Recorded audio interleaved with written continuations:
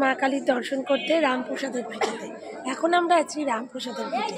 দেখো রামপ্রসাদের ভিটেটা মানে এখানে যে মায়ের মন্দির এবং সংলগ্ন এলাকাটা অনেক বড়, দেখতেই পাচ্ছ বিশাল এলাকা। আর রামপ্রসাদ তো কালী মায়ের সাধক ছিলেন, আর মন্দিরটা হচ্ছে এটা। রামপ্রসাদে জন্মভিটে হালিশহর, সেটা কারোরই অজানা নেই। আমি খদ্দা স্টেশন থেকে আমার যাত্রা শুরু করলাম। সাথে ছিল আমার সোনা বাবা আর আমার মা। মাকে নিয়ে কোথাও যাওয়াই হয় না আজকে, তাই মা, আমি, আমার সোনা বাবা আর সাথে আমার আর এক বান্ধবী তার ছেলেকে নিয়ে আমরা চলে গেছিলাম হালিশহরে। আমার বরমশাই আমাদের খড়দা স্টেশনে ড্রপ করে দিয়েছিল। রামপ্রসাদের ভিটেতে এসেই আমাদের চোখে পড়ল কি সুন্দর একটা ছবি, এবং সেই ছবির মধ্যেই, সেই পটচিত্রের মধ্যেই রামপ্রসাদের সমস্ত জীবনী বর্ণনা করা। এই সেই প্রাচীন বটগাছ, যেটির বয়স 400 বছরেরও বেশি পুরনো। রামপ্রসাদের ভিটে হালিশহরে। হালিশহরের নাম ছিল আগে কুমারহট্ট। আর পৌষ মাস যেহেতু, এখানে এসেই মায়ের জন্য মূলো নিয়ে নিলাম। মূলো দিয়ে ফল মিষ্টি দিয়ে মায়ের কাছে পুজো দেব। মন্দিরটা অনেক বড়।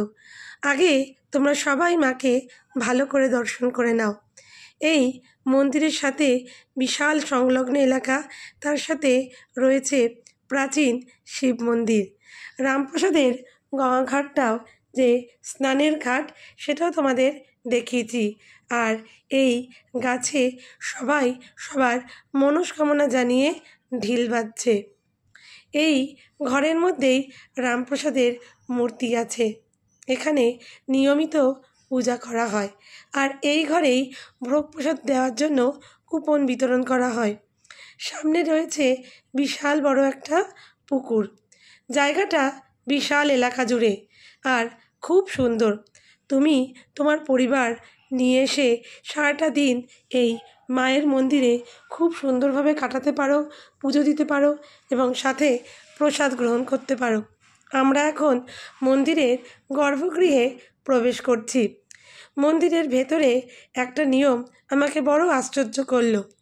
তোমরা সবাই মাকে দর্শন করলে, তার সাথে মন্দিরের একটা নিয়ম যেটা হলো প্রত্যেককে সেখানে বসিয়ে, সে যত লাইনই হোক, সুন্দর করে অঞ্জলি দিয়ে নামগোত্র দিয়ে পুজো দেওয়ানো হয়।